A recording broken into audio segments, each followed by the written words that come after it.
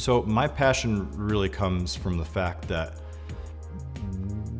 I was never granted these things. You know, I have been a gamer since I ever touched the Atari 2600 in 1981. You know, I think I played Pong, and then I played Pitfall and some Frogger, maybe a little Cubert. I don't know. There was, you know, that with the ColecoVision were where I started to love those games.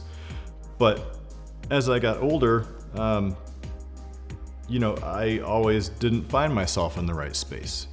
And so I was an athlete, but I was also this kind of nerdy guy who loved video games, played them all the time with other friends, could pick up any sport that I needed to. And as I got into high school and grew up a little bit, I saw how certain people were treated. And I am the person I am today, unfortunately and fortunately, because I was bullied for what I enjoyed. To the jocks, I was a nerd. To the nerds, I was a jock, and I was stuck in between. And that was not cool. It wasn't fun. I was part of both worlds, yet not part of either.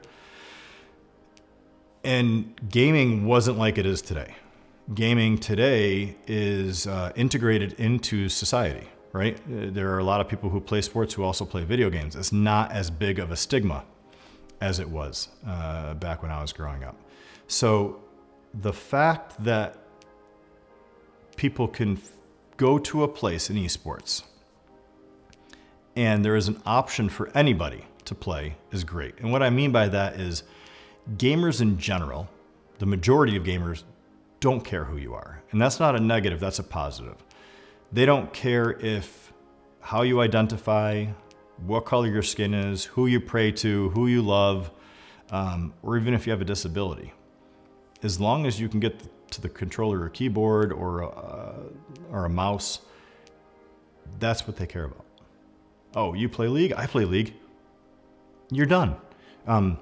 Different sizes of people. It doesn't matter. And the group is so accepting of that in the majority that kids from 25 years ago or 30 years ago might not have to feel that anymore. And that's wonderful, right? But along with that is these kids are also given an opportunity to learn something hands-on that was never part of our culture, and the technology literally didn't exist.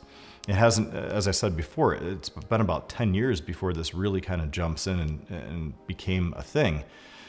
So think of 15-year-olds that are opening these doors and learning that, hey, I hate school, I'm not learning anything, I get picked on, all I do is gaming. Now they can go somewhere, they feel good about themselves, their health and wellness is skyrocketing, they gain confidence, they get to meet friends, and being in person is a big deal. Not everything is digital. You have to find a way to meet people in person.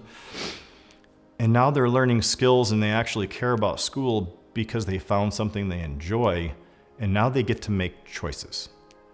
Where before they might not have had choices because they didn't think they had any. So if esports is used as one of many doors to open opportunities to children, young students, and young adults of something that is much greater than what they thought they could have been, that is why I'm passionate about esports.